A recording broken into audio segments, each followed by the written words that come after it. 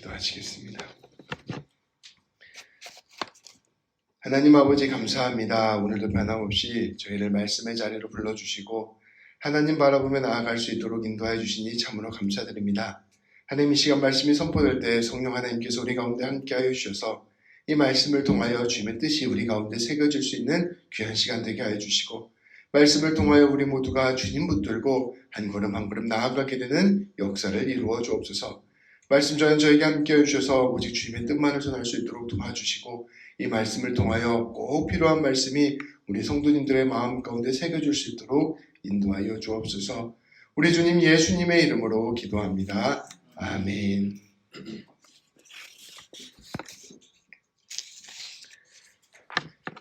오늘 말씀은 우리가 여러 번 다른 복음서에서도 나누었던, 그래서 우리 성도님들도 이미 잘 알고 계시는 예수님의 시험에 관한 말씀입니다.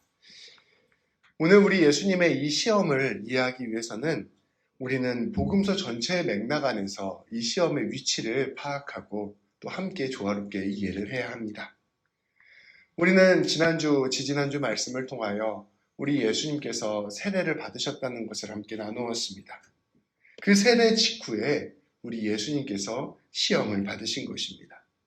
그러한 점에서 예수님의 세례와 오늘 예수님이 받으신 시험은 서로 밀접한 관계가 있습니다. 먼저 지난주에 함께 나누었던 말씀을 잠시 살펴보겠습니다. 누가복음 3장 21절, 22절 말씀입니다. 우리 3장 21절, 21절 말씀은 2절 말씀을 다 같이 함께 봉독하겠습니다. 백성이 다 세례를 받을새 예수도 세례를 받으시고 기도하실 때 하늘이 열리며 성령이 비둘기 같은 형체로 그의 위에 강림하시더니 하늘로부터 소리가 나기를 너는 내 사랑하는 아들이라 내가 너를 기뻐하노라 하시니라. 아멘. 이 말씀을 우리 함께 살펴보도록 하겠습니다. 예수님께서 세례 요한에게 세례를 받으셨습니다. 그리고 받으시는 중에 기도를 하셨습니다. 그때 하늘이 열리고 성령님께서 예수님 위에 내리셨습니다. 그로부터 그때 하늘로부터 놀라운 음성이 선포됩니다. 무엇이라고 선포됩니까? 하나님께서 예수님께 이렇게 말씀하십니다. 너는 내 사랑하는 아들이라 내가 너를 기뻐하노라. 이 순간 우리 예수님의 정체성이 하늘로부터 분명하게 공표된 것입니다. 성령님이 함께 하시는 분, 하나님의 사랑하는 아들, 하나님이 기뻐하는 분, 이것이 바로 우리 예수님께서 들으신 음성이었습니다. 그리고 오늘 말씀에 따르면 이러한 음성을 들은 이후에 예수님께서 성령님께 이끌려 시험을 받게 되었다는 것입니다. 오늘 말씀 1절과 2절 말씀입니다. 제가 봉독하겠습니다. 예수께서 성령의 충만함을 입어 요단강에서 돌아오사 광야에서 40일 동안 성령에게 이끌리시며 마귀에게 시험을 받으시더라. 예수님께서 성령 충만함을 받고 하나님의 아들이라 라는 말을 들은 다음에 곧장 이어서 성령에게 이끌려 광야로 들어가게 되었다는 것입니다. 그리고 또 놀랍게도 하나님의 아들로서 하나님의 기뻐하시는 자로서 마귀에게 시험을 받게 되었다는 것입니다. 우리는 이것을 깊이 생각해 보아야 합니다. 우리가 하나님께 성령을 받고 하나님의 부르심을 받고 하나님의 세움을 받았을 때 우리에게 닥쳐오는 그 현실이 당장 좋은 일, 모든 것이 이루어지는 일, 형통한 일이 이루어지는 것이 아니라 오히려 성령 충만함을 받은 사람에게 다음 주어지는 과제가 광야로 사막으로 들어가 마귀의 시험을 받게 되는 것이라는 것을 말씀은 우리에게 이야기해 주고 있는 것입니다. 성도 여러분, 우리는 지난주 말씀, 지지난주 말씀을 통하여 세례의 의미를 함께 나누었습니다. 세례를 받았다는 것은 이제 하나님의 말씀에 따라 자기의 삶의 중심을 분명하게 세우는 것을 뜻합니다. 내 삶을 하나님의 질서에 따라 살아가겠다고 결단하는 것을 의미합니다. 세례를 받았다는 것은 내 삶을 이제 이전과는 다르게 새로운 삶으로 바꾸어 날마다 회개하며 거룩한 삶으로 나아가겠다 고백하는 것을 의미합니다.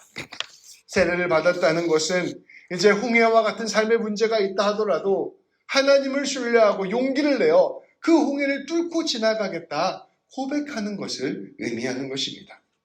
그리고 이 모든 일을 감당할 수 있도록 성령님께서 우리와 함께 하신다는 것을 의미하는 것입니다.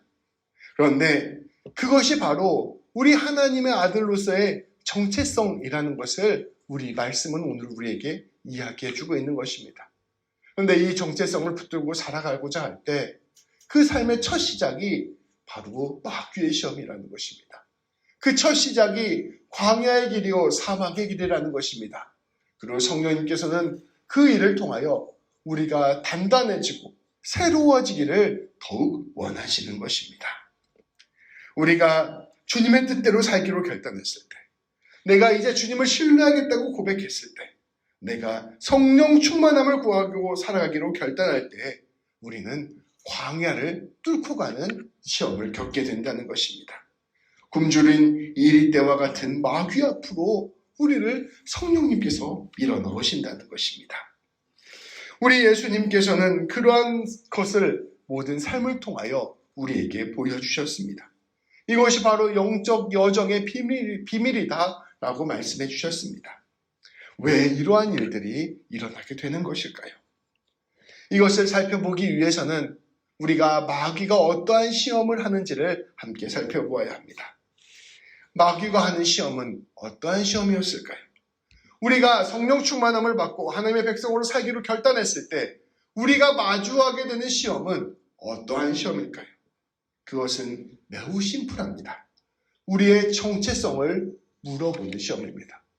우리의 정체성을 잡고 흔드는 시험입니다. 앞서 하늘로부터 오는 음성, 너는 내 사랑하는 아들이라, 너는 내 사랑하는 딸이라, 내가 너를 기뻐하노라 하는 그 음성을 마귀가 앞에서 흔드는 것입니다. 정말 너는 하나님의 자녀이냐? 정말 하나님이 너를 사랑할까? 그것을 잡고 흔드는 것, 우리의 정체성을 잡고 흔드는 것이 바로 마귀의 시험이라는 것입니다.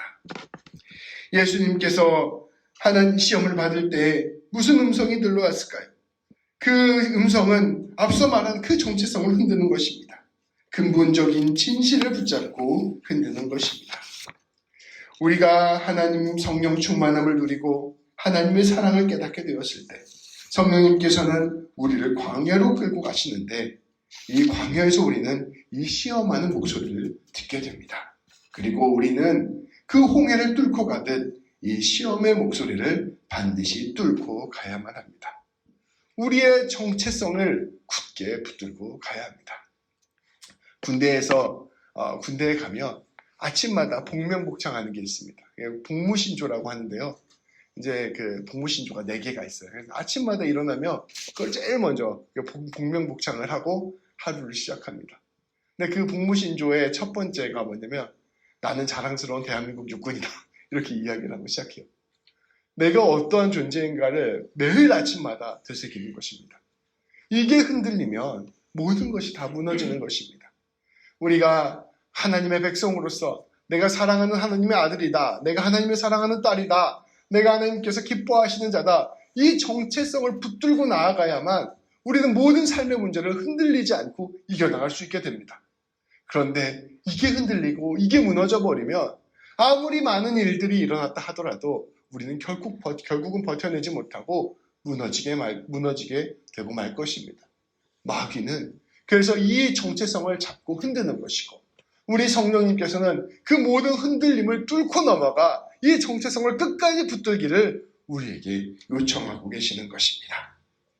오늘 말씀 2절 하반절부터 4절까지 말씀을 함께 계속해서 보도록 하겠습니다. 마귀의 첫 번째 시험입니다. 우리 한 절씩 교독하겠습니다. 이 모든 날에 아무것도 잡수시지 아니하시니 날수가 다하여 줄이신지라.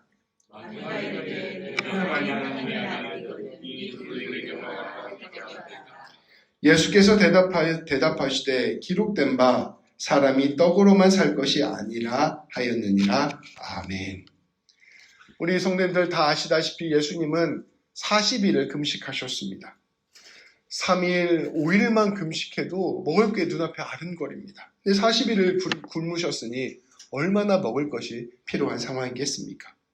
너무나도 생존을 위해서 먹을 것이 필요한 상황이었습니다. 근데 그때 마귀가 와서 하는 말이 너무나도 교묘합니다. 여기 3절 말씀에 보면 마귀가 이르되 네가 만일 하나님의 아들이거든 이렇게 말하고 있습니다. 네가 만일 하나님의 아들이거든. 하나님께서 이미 예수님에게 선포하셨습니다. 너는 내 사랑하는 아들이라 내가 너를 기뻐하노라. 하나님께서 이미 확정적으로 말씀해 주신 것입니다. 그런데 이 확정적으로 말씀해 주신 말씀을 우리 예수님에게 증명하라고 요구하고 있는 것입니다. 이것은 증명할 필요가 없는 말씀입니다. 믿음으로 받아들여야 하는 말씀입니다. 이 말씀은 우리 하나님께서 사랑으로 선포하신 말씀이시기 때문입니다. 그런데 마귀는 이것을 마치 증명되어야 하는 말씀처럼 뒤집어 버립니다. 전제를 자기 판으로 가지고 끌고 들어온 것입니다. 하나님께서 너를 사랑한다라고 하는 그 말을 마치 조건이 있는 말씀처럼 바꾸어 버린 것입니다. 사실 이것은 하나님의 말씀에 대한, 하나님의 사랑에 대한 엄청난 모욕이었습니다. 성도 여러분, 우리는 하나님의 말씀과 마귀의 목소리를 구분하는 지혜가 반드시 필요합니다. 이것을 구분하지 못하면 엄청난 함정에 빠지고 맙니다. 성도 여러분, 하나님이 우리를 사랑하시는 것은 이유가 없습니다. 하나님이 우리를 사랑하시는 것은 조건이 없습니다. 심지어 하나님의 사랑은 하나님의 말씀 외에는 어떠한 것으로도 증명되지 않습니다. 하나님의 사랑은 오직 하나님의 말씀으로만 증명됩니다. 성도 여러분, 오해하지 말고 깊이 생각해 보셔야 됩니다. 우리가 돈을 많이 벌게 된 것이 하나님의 사랑을 받았다는 것에 증거가 될 수 있을까요? 그렇다면 하나님을 잘 믿고 있는데 돈을 못 벌고 혹은 사업이 어려워지고 형편이 어려워지면 하나님의 사랑을 못 받는 것일까요? 우리가 영주권을 받는 것이 하나님 사랑의 증거일까요? 그렇다면 영주권을 못 받은 사람은 하나님의 사랑을 못 받은 것일까요? 물론 우리의 인생이 잘 되고 기도가 응답받고 삶이 평탄해지는 것, 형통함을 누리는 것, 이 모든 것이 하나님의 은혜요 하나님의 선물인 것은 확실합니다. 그러나 그러한 것들이 하나님이 우리를 사랑하시는 증거가 될 수는 없다는 것입니다. 그렇다면 무엇이 하나님 사랑의 증거일까요? 바로 하나님의 말씀입니다. 하나님은 우리에게 선언하시는 것입니다. 너는 내 사랑하는 아들이라. 너는 내 사랑하는 딸이라. 내가 너를 있는 그대로 존재 그 자체로 기뻐한다. 그리고 십자가를 통해 드러난 그 하나님의 지극한 사랑이 바로 우리를 하나님께서 사랑하시는 완전한 증거인 것입니다. 이런 것을 보여주셨기 때문에 하나님이 나를 사랑하는 것이 아니에요. 하나님이 나를 사랑하시기 때문에 이러한 일을 허락해 주신 것입니다. 우리가 무언가 이루어지는 일이 있어요. 그것이 하나님의 사랑의 증거가 아니라는 것이 합니다. 하나님이 나를 사랑하시기에 이러한 일을 이루어 주신 것입니다.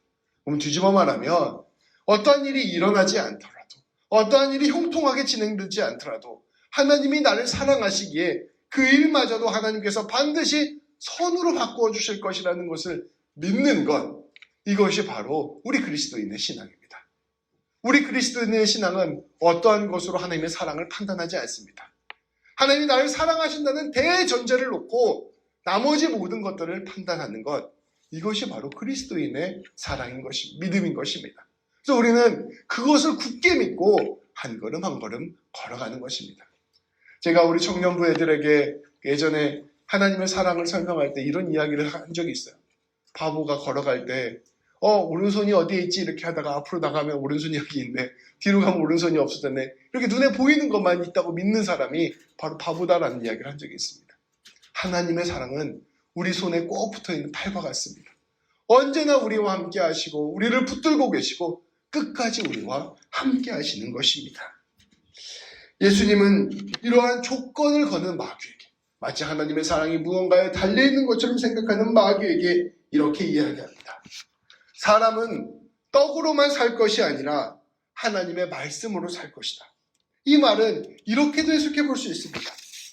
떡이 있고 없음이 하나님께서 나를 사랑하신다는 증거가 아니다. 바로 하나님의 말씀이 하나님이 나를 사랑하신다는 증거다. 그래서 떡만 가지고서는 온전한 삶을 살 수 없다. 하나님의 말씀을 들어야만 내가 살 수가 있다. 이렇게 마귀의 그 조건을 다 부셔버리고 내 삶의 기준은 하나님의 말씀이다. 하나님이 나를 사랑해 주신다고 말씀해 주셨고 하나님이 나를 아들이라 딸이라 말씀해 주셨다. 나는 그것 붙들고 가겠다 말씀하신 것입니다. 이것이 바로 예수님의 응답이었습니다. 이러한 예수님의 응답에 마귀는 포기하지 않았습니다. 다시 한번 응수합니다. 하나님의 아들이라는 것, 하나님이 기뻐하신다는 것이 정말로 그렇게 가치 있는 것이냐라고 물어본 것입니다. 5절부터 8절까지 말씀입니다. 우리 한 절씩 교독하도록 하겠습니다. 마귀가 또 예수를 이끌고 올라가서 순식간에 천하만국을 보이며 이것은 내게 남겨진 것이므로 내가 원하는 자 알겠습니다. 그러므로 내가 만일 내게 절하면 다 내 것이 되리라.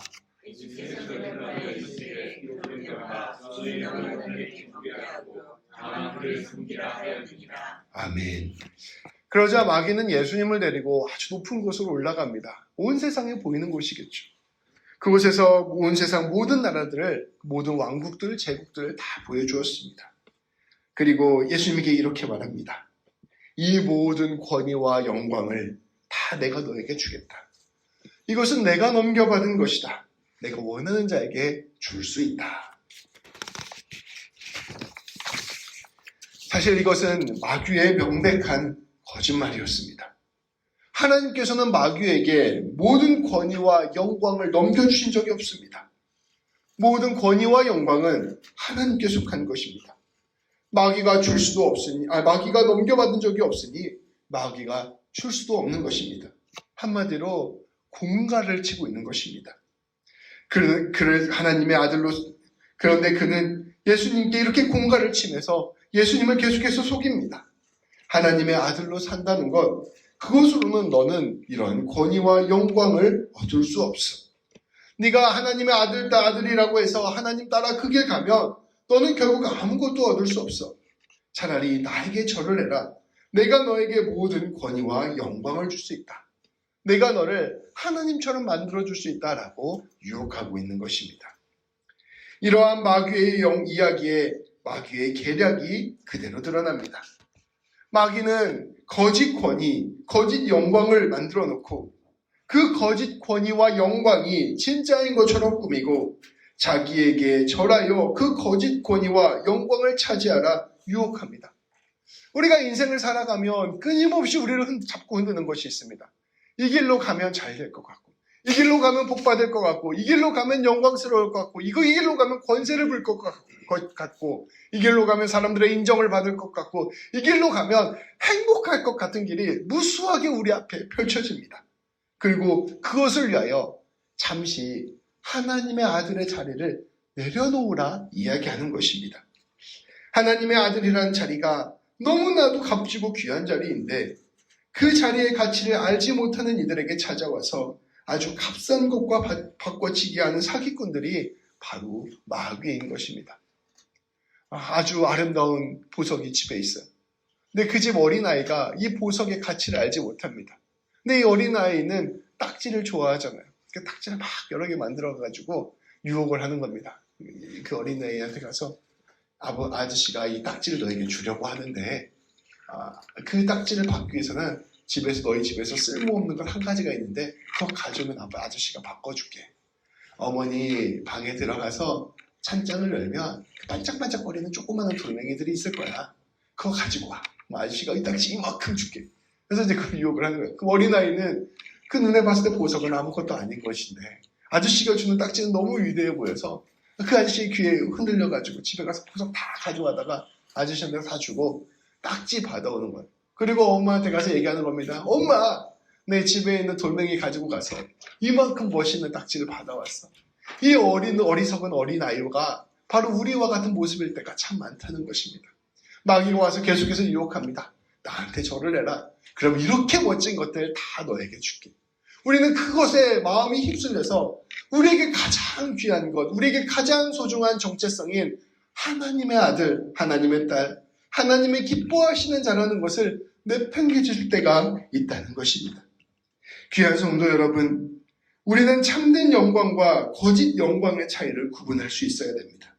참된 권위와 거짓된 권위의 차이를 구분할 수 있어야 됩니다. 우리의 시선을 믿지 마십시오. 우리의 판단을 믿지 마십시오. 우리의 직관을 믿지 마십시오. 그것들은 다 왜곡되어 있어서 우리는 너무나도 쉽게 속고 맙니다.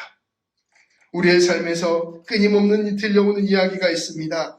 더 높은 자리로 올라가야 된다. 더 많이 가져야 된다. 더 인정받아야 된다. 우리의 모든 시선을 허튼 곳에 집중하게 만드는 것입니다. 그런데 우리가 그렇게 집중하는 사이 우리는 가장 귀한 것을 잃어버립니다. 먼저는 우리와 함께하는 사람을 잃어버리곤 합니다. 또한 우리에게 주어진 시간과 인생을 잃어버리곤 합니다. 무엇보다 우리와 함께하시는 하나님을 잃어버리고 하나님과의 교제를 잃어버리는 것입니다. 고작 100년도 못 가 썩어 없어질 것 때문에 영생을 잃어버리는 것입니다. 딴청을 부리고 헛된 것 바라보다가 하나님의 아들이라는 정체성을 잃어버리는 것입니다.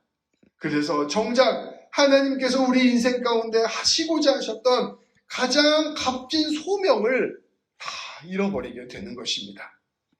우리에게 가장 소중한 것은 우리가 하나님의 아들이라는 것을 기억하는 것입니다. 그리고 그 하나님의 아들로 살아가는 것이 가장 영광스러운 일이요, 가장 권위 있는 일이라는 것을 기억하는 것입니다. 그리고 그 놀라운 영광과 권위는 다른 것이 아니라 하나님의 사랑으로 나타났다는 것을 믿음으로 받아들여야 됩니다. 그것이 바로 우리가 살 수 있는 길이요, 가장 귀한 삶을 사는 길입니다.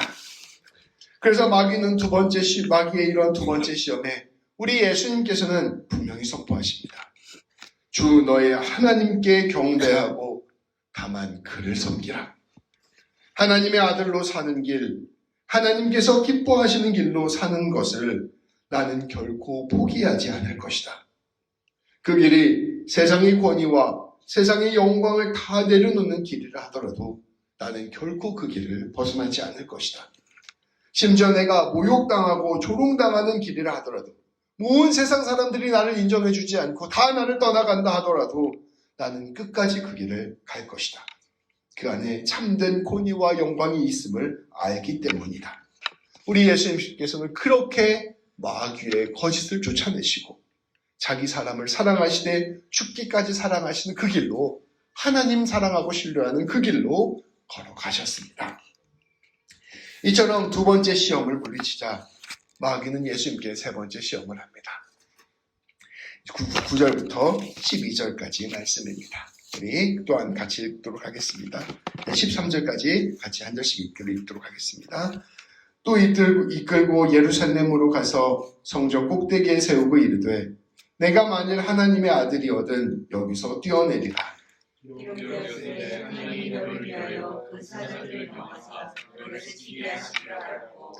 또한 그들이 손으로 너를 받들어 내 발이 돌에 부딪히지 않게 하시리라 하였느니라.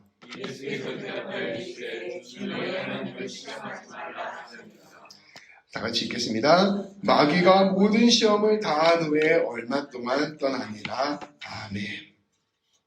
마귀는 예수님께 물어봅니다. 아, 그래. 하나님의 사랑이 조건 없는 사랑이지. 아, 그래. 네 말이 맞다. 그래. 내가 주는 거짓 권위와 영광이 하나님의 권위와 영광과는 비교할 수 없을 정도로 형편없는 것이지. 하나님 따라가는 것이 맞지. 네 말이 맞는 말이다. 그런데 만약에 말이다. 만약에 하나님께서 네가 죽는 순간이 올 때까지 너를 도와주시지 않으면 너 어떻게 할 것이냐? 하나님이 그래도 너의 아버지라고 말할 수 있을 것이냐? 그래도 하나님께서 너를 사랑하신다고 고백할 수 있느냐? 어떻게 하나님이 너를 사랑한다고 하면서 네가 죽고 있는 그 순간에도, 네가 망하고 있는 그 순간에도, 네가 모욕당하고 조롱당한데도 아무런 일도 안 하신다고 하신다면 그게 하나님의 사랑이라고 말할 수 있느냐? 그러면서도 그래도 너는 하나님의 사랑을 믿을 수 있느냐? 마귀는 앞으로 펼쳐질 예수님의 인생 전체를 잡고 흔들기 시작한 것입니다. 너가 이제 이 길로 걸어가면 너 십자가에서 죽을 텐데 아무도 안 따라오고 너 비참하게 하나님의 침묵 속에서 죽을 텐데 그래도 하나님의 사랑이 믿을 만한 사랑이냐? 라고 물어보는 것입니다. 하나님의 말씀이 믿을 만한 말이냐라고 물어보는 것입니다. 마귀는 예수님에게 말합니다. 네 하나님이 진짜 너를 사랑하신다고 한다면 지금 당장 시험해봐라. 네가 죽는 순간이 오면 나를 지켜주실 것이라는 것, 그것 한번 확인해보아라. 하나님이 너를 사랑하는 아들이라고 했으니, 너를 기뻐한다고 했으니 성전 꼭대기에서 떨어져도 하나님께서 너를 보호해 주시고 지켜주실 것이 아니냐. 성도 여러분, 이것이 얼마나 무섭고 혹독한 질문입니까? 주님께서 나를 사랑하는 아들이라고 했는데 내가 정말 죽는 순간에 하나님이 아무 일도 안 하신다고 하더라도 그 말씀을 믿을 수 있느냐라고 물어보고 있는 것입니다. 마귀는 사랑의 하나님께서 너를 지켜주시고 받들어 보호해 주실 것이다 라고 뒤집어서 말했지만 거꾸로 보면 너를 지켜주지 않는 분, 네가 죽는 순간까지 너를 보호해 주시지 않는 분이 어떻게 하나님의 사랑이 하나님이겠냐라고 물어보고 있는 것입니다. 우리 그리스도인의 신앙은 결국 그 길까지 가는 것입니다. 죽음의 그 순간까지 하나님이 나를 사랑하시는 것을 굳게 신뢰하는가? 그것을 물어보는 것, 그것이 기독교 신앙의 핵심인 것이죠. 영국에서는 아이들 유아세례를 받을 때 부모님에게 질문을 합니다. 근데 이 부모님께 하는 질문이 너무나도 충격적이에요. 저는 우리 교회에서 그렇게 못하겠어요. 근데 뭐라고 물어보냐면요. 이렇게 물어봅니다. 이 아이가 불의한 시대, 그러니까 불시에, 그러니까 다 자라지 못하고 이 어린 나이 시절에 어느 날 갑자기 죽게 된다고 하더라도 그것을 하나님의 뜻으로 받아들이고 하나님의 인도하심을 신뢰하고 그것에 감사할 수 있겠습니까? 라고 물어봅니다. 그러니까 이 아이를 하나님께 바칠 수 있습니까? 라고 물어보는 것과 같은 말이에요. 거기에 예라고 말하는 것은 저는 엄청 큰 용기가 필요하다고 생각합니다. 내 아이가 죽어도 난 그것을 하나님의 은혜로 받아들일 수 있을 것인가? 하나님의 사랑하심을 그래도 신뢰할 수 있을 것인가? 그것을 이해할 때 유아세례를 줄 수 있다는 것입니다. 근데 그것은 우리의 인생 가운데 동일하게 적용됩니다. 우리의 인생에 수많은 일들이 일어나잖아요. 근데 그 수많은 일들 가운데 어쩌면 하나님께서 아무런 일도 하시지 않고 그저 그렇게 돌아가시고 죽고 모든 것들이 망하는 순간이 올 수도 있습니다. 근데 그때에도 하나님이 나를 사랑하신다는 것을 믿을 수 있겠느냐라고 마귀가 물어보고 있는 것입니다. 그러한 질문에 우리 예수님께서는 이렇게 응답하십니다. 주 너의 하나님을 시험하지 말라. 하나님의 사랑은 시험받을 수 있는 것이 아닙니다. 우리가 하나님의 사랑을 시험할 수 있는 게 아니라는 것입니다. 하나님은 그분 자체가 사랑이십니다. 하나님이 계시다면 하나님의 사랑이 있는 것입니다. 하나님의 사랑이 없다면 하나님은 계시지 않는 것입니다. 하나님을 믿든지 믿지 않든지 우리는 선택해야 됩니다. 그것은 거꾸로 말하면 하나님이 나를 사랑하든지 아니면 사랑의 하나님 같은 건 아예 애초부터 없던지 선택해야 된다는 것입니다.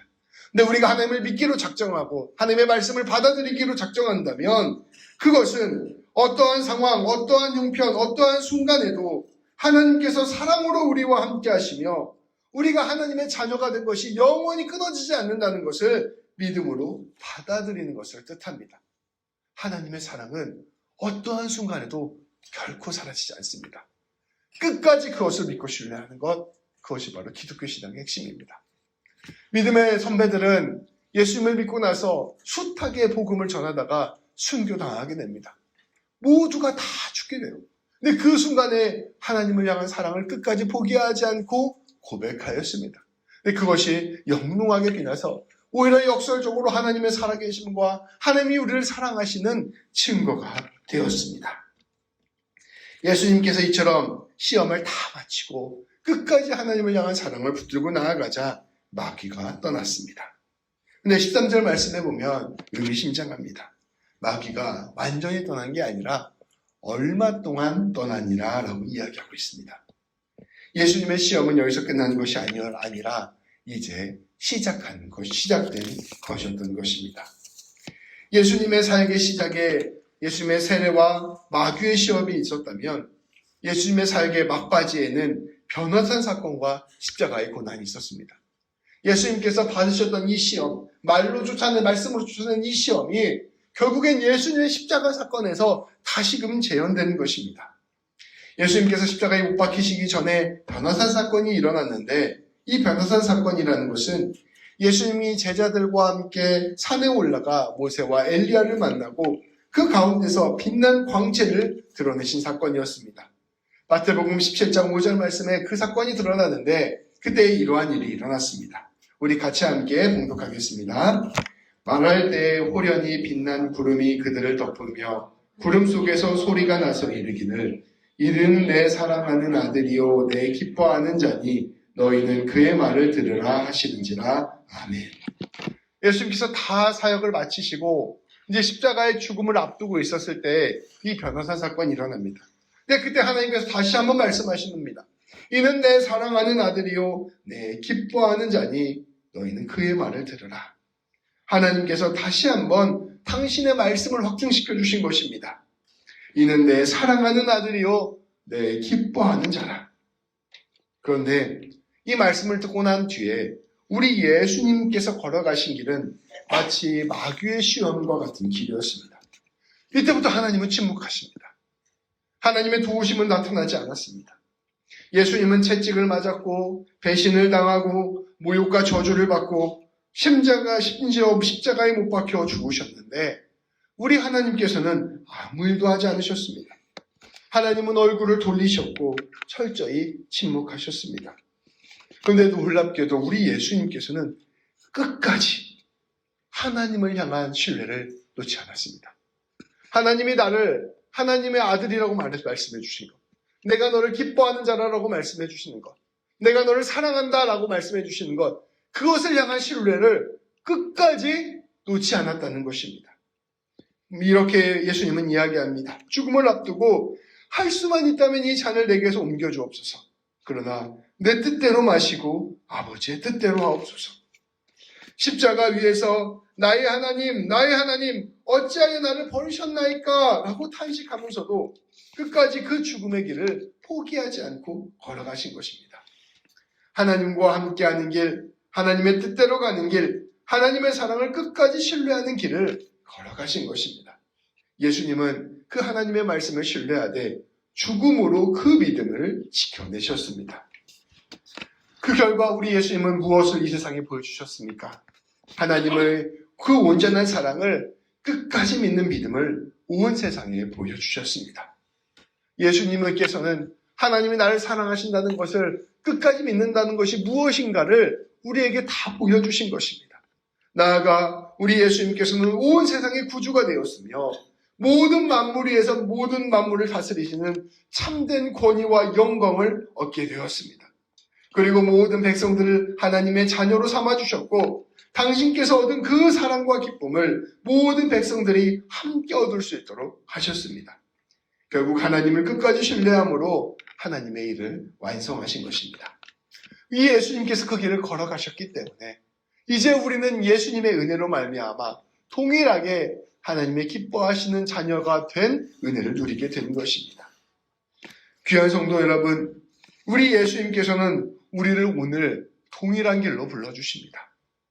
우리 예수님께서는 누구든지 나를 따라오려거든 자기를 부인하고 자기 십자가를 지고 나를 쫓을 것이라 라고 말씀하셨습니다. 이것은 무엇을 뜻하는 것입니까? 내 눈에 당장 영광이 보이지 않고 내 눈에 당장 자랑이 보이지 않으며 심지어 고난과 어려움이 우리 앞에 펼쳐진다 할지라도 우리 하나님께서 우리를 사랑하신다는 것을 끝까지 신뢰하며 하나님의 말씀을 따라 걸어가는 길로 우리의 삶을 이끌고 나아가는 것을 뜻하는 것입니다. 상황과 형편이 막 안 좋아지신다고 하더라도 하나님 안 좋아졌다 해서 하나님이 나를 버리신 것 같아. 하나님이 날 더 이상 도와주시지 않는 것 같아. 이렇게 생각하지 않는 것입니다. 상황과 형편이 어려워진다고 하더라도 나는 이제 하나님이 아니라 다른 길 찾아 떠나야겠다. 이렇게 생각하지 않는 것입니다. 하나님이 심지어 나를 도와주시지 않는 것 같다 하더라도 나는 하나님 끝까지 붙들고 나아가겠습니다. 고백하며 그 길을 뚫고 나아가는 것입니다. 그렇게 걸어갈 때 우리 예수님께서 누리셨던 영광과 생명이 우리를 통하여 드러나고 마침내 우리를 통하여 계획하셨던 하나님의 아름다운 열매들이 우리의 인생을 통하여 꽃피워지게 된다는 것입니다. 그것이 바로 성령 충만한 한 사람의 삶, 하나님의 아들과 딸의 삶인 것입니다. 그것이 바로 하나님이 기뻐하시는 사람의 삶인 것입니다. 귀한 성도 여러분, 우리 주님이 우리를 하나님의 가장 사랑하는 아들, 가장 사랑하는 딸로 불러주셨습니다. 우리를 가장 값진 자리, 가장 귀한 자리로 불러주셨습니다. 하나님을 믿는다면, 하나님의 그 부르심을 믿는다면 우리는 하나님의 말씀을 끝까지 신뢰해야 합니다. 마귀는 가장 영광스러운 길, 가장 귀한 길로 가는 우리를 끊임없이 흔들 것입니다. 우리를 의심하게 만들고 우리가 다른 것들을 보게 만들며 우리를 두렵게 만들 것입니다. 그래서 하나님 뜻대로 걸어가는 길, 이 길로 가면 아무래도 죽을 것 같아, 이런 마음을 끊임없이 들게 할 것입니다. 그러나 두려워하지 마십시오. 우리보다 그 길을 먼저 가신 예수님이 우리와 함께하고 계십니다. 성령 충만함으로 우리에게 날마다 힘을 주시고 능력을 주시고 계십니다. 우리 세례에서 말씀해 주셨던 것처럼 우리 앞에 홍해가 있다 하더라도 우리 하나님께서 그 홍해를 갈라지게 하실 것입니다. 우리는 우리를 지극히 사랑하시는 우리 하나님만을 바라보며 하나님을 신뢰하며 하나님과 함께 걸어가야 될 것입니다. 좁아 보이는 그 길이지만 결국에는 가장 넓은 길이 될 것이요. 그 좁은 망하고 험난한 광야의 길처럼 보이지만 결국 그 가운데 생명수가 솟아나는 아름다운 주님의 나라를 누리는 귀한 일들이 일어나게 될 것입니다. 우리를 지극히 사랑하시는 우리 하나님께서 가장 귀한 자리, 가장 귀한 열매로 우리를 인도하실 것입니다. 날마다 우리의 정체성을 굳게 세우고 하나님의 자녀됨을 누리며 성령 충만함으로 한 걸음 한 걸음 걸어가는 우리 모든 성도님들 되시기를 우리 주님의 이름으로 축복합니다. 기도하시겠습니다. 하나님의 부르심을 받아 하나님과 함께 걸어가는 그 길이 우리 앞에 점점 더 좁아지는 길처럼 느껴질 때가 있고 점점 더 어려운 길처럼 느껴지는 때가 있고 이 길로 가는 거 맞나 하는 생각이 들 때가 있음을 고백합니다. 모든 것들을 내려놓고 모든 것들을 포기하고 그저 나의 유익과 나의 자랑과 나의 즐거움만을 추구하며 살아가는 것이 낫지 않을까 하는 생각도 들 때가 있음을 고백합니다. 심지어 하나님이 살아계시는 것 맞는가? 내가 헛된 것들 생각하고 망상 속에 빠져 있는 것 아닌가 하는 불신이 내 마음속에 찾아올 때가 있음을 아버지 하나님 고백합니다. 그러나 하나님, 그 모든 두려움과 걱정과 유혹이 아버지 하나님 붙들고 나아가는 사람이 뚫고 가야 되는 길이라는 것을 오늘 말씀을 통하여 보게 하시니 참으로 감사드립니다. 예수님이 말씀하셨던 것처럼 오직 하나님의 말씀을 귀 기울이고 예수님께서 말씀하셨던 것처럼 오직 하나님만을 섬기며 예수님께서 말씀하셨던 것처럼 하나님의 사랑을 시험하지 않고 오직 우리를 부르신 하나님 굳게 신뢰하며 하나님의 아들, 딸로서 그 길을 용기 있게 걸어가는 자들 될 수 있도록 인도하여 주옵소서. 그리하여 눈앞에 홍해가 펼쳐지고 뒤에서 이집트 군대가 달려오고 있는 그 상황 가운데 홍해가 갈라지는 일을 경험하고 하나님의 놀라운 구원을 경험했던 아버지 이스라엘 백성들처럼 우리 모든 성도님들의 삶을 통하여 아름다운 주님의 역사와 구원이 이루어지는 귀한 일들을 날마다 이루어 주옵소서. 더 나아가 우리 예수님께서 하셨던 것처럼 우리 성도님들을 통하여 하나님의 나라가 드러나게 하시고 우리 성도님들을 통하여 생명이 살아나게 하여 주시며 우리 성도님들을 통하여 복과 은혜가 흘러넘치게 하여 주시고 아름다운 주님의 열매가 맺혀지게 되는 귀한 역사를 우리의 모든 인생을 통하여 이루어 주옵소서. 하나님께서 하늘에서 계획하신 그 모든 뜻들이 아버지 우리 성도님들 향한 그 모든 뜻들이 아버지 아름답게 이 땅 가운데 이루어지는 귀한 은혜를 허락하여 주옵소서. 우리 주님 예수님의 이름으로 기도합니다. 아멘.